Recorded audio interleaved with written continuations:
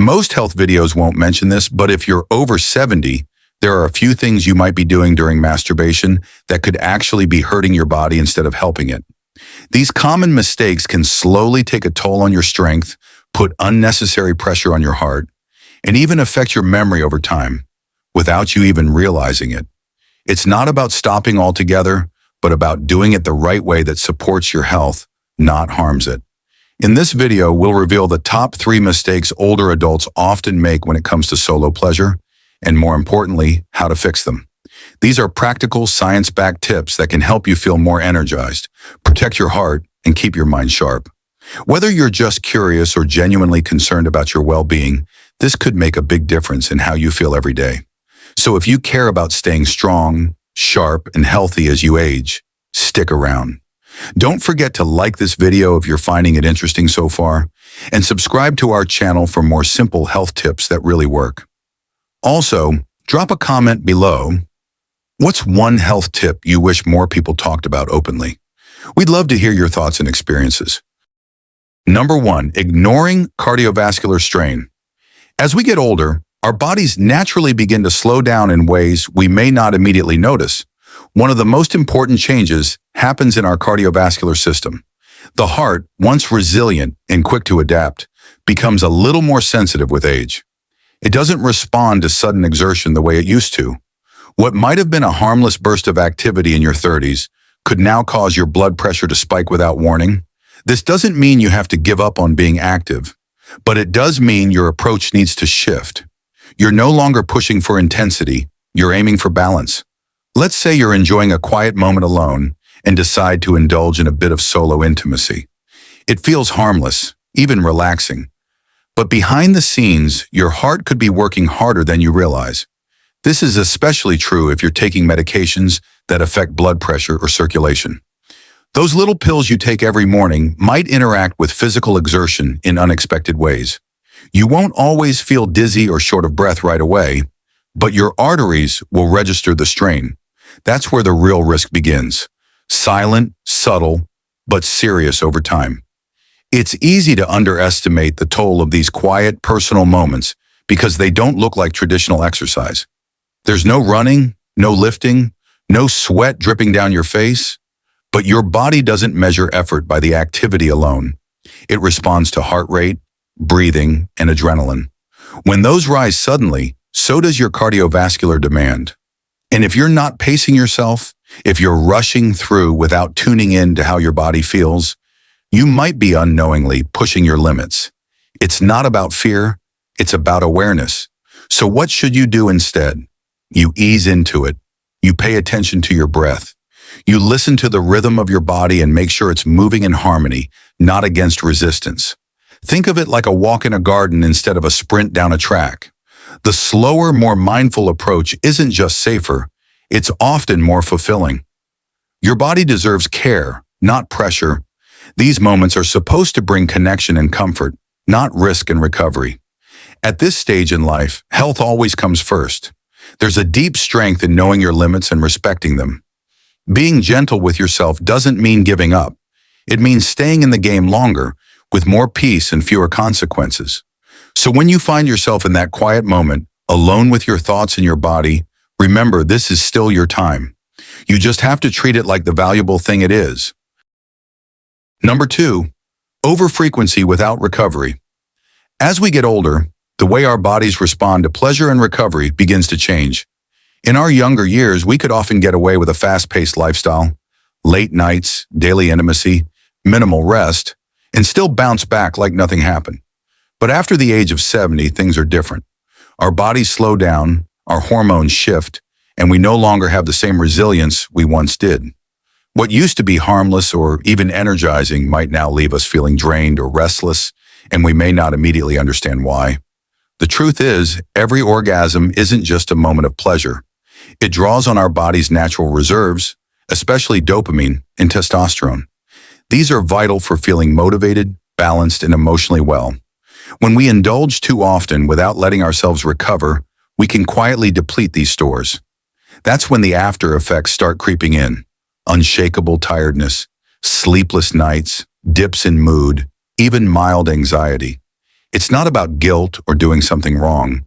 It's about recognizing what your body needs now versus what it once could handle. You might not notice it after one day, but when high frequency becomes a habit, the wear and tear start to show. The energy doesn't come back as fast.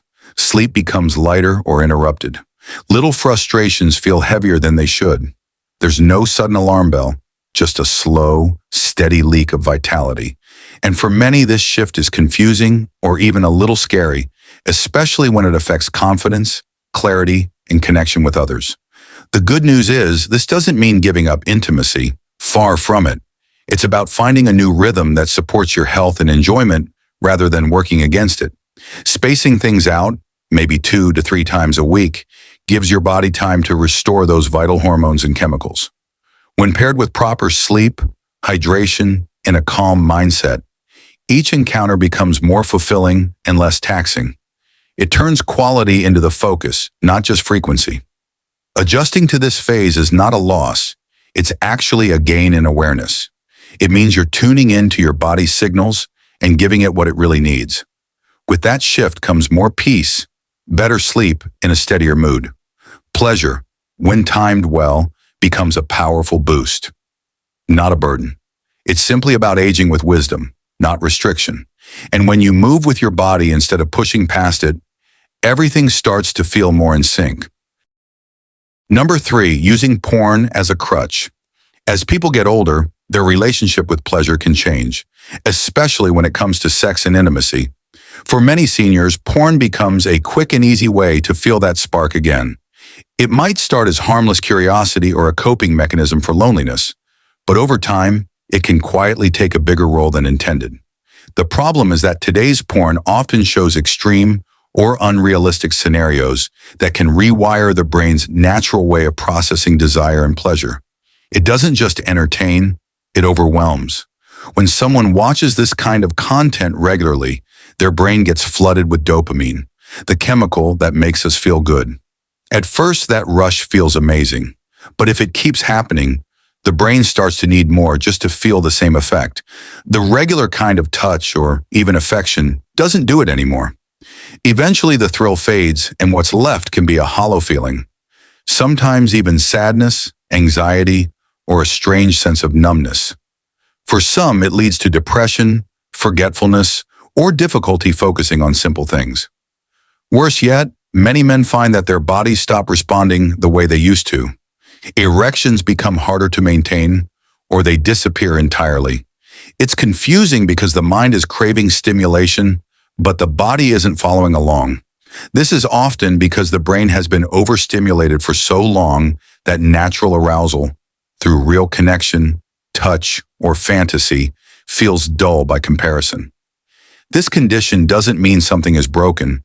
It means the system is burned out and needs a reset. There's a softer, more human path back to real pleasure. It begins with stepping away from artificial stimulation and returning to what once made intimacy exciting. That might be memories of a past lover, the warmth of holding someone's hand, or simply letting the imagination wander without a screen. The human brain is powerful and can reignite desire when given the space and silence to remember what real connection feels like. This shift doesn't happen overnight, but it's deeply rewarding. Intimacy at any age is about connection, not performance. Porn, especially in its most extreme forms, offers intensity but not depth. What lasts longer than a dopamine spike is the quiet joy of being close to someone, the comfort of touch, and the beauty of imagination. It's in these moments, slow, intentional, and real, that true arousal lives. Reclaiming that space means trusting your body again and giving your mind a break from overstimulation. It's not about stopping something cold, it's about finding something better. What most people won't tell you is this: your body is way more forgiving than you think. Even if you've let things slide, even if you've been running on fumes, you can reverse a lot of that damage. It doesn't take a gym membership or some intense detox plan. Just 10 minutes a day of light movement, like walking or gentle yoga, is enough to start sending oxygen-rich blood through your system again. It's like unclogging a pipe. You give your body flow, and it starts working with you instead of against you. Now let's talk about fuel. Minerals like zinc and magnesium might sound like small things, but they're game changers, especially when it comes to testosterone and energy. And no, I'm not talking about expensive supplements. You can start by adding foods like pumpkin seeds, spinach, dark chocolate, even lentils to your meals. These minerals support your hormones naturally, helping you feel more grounded, focused, and alive.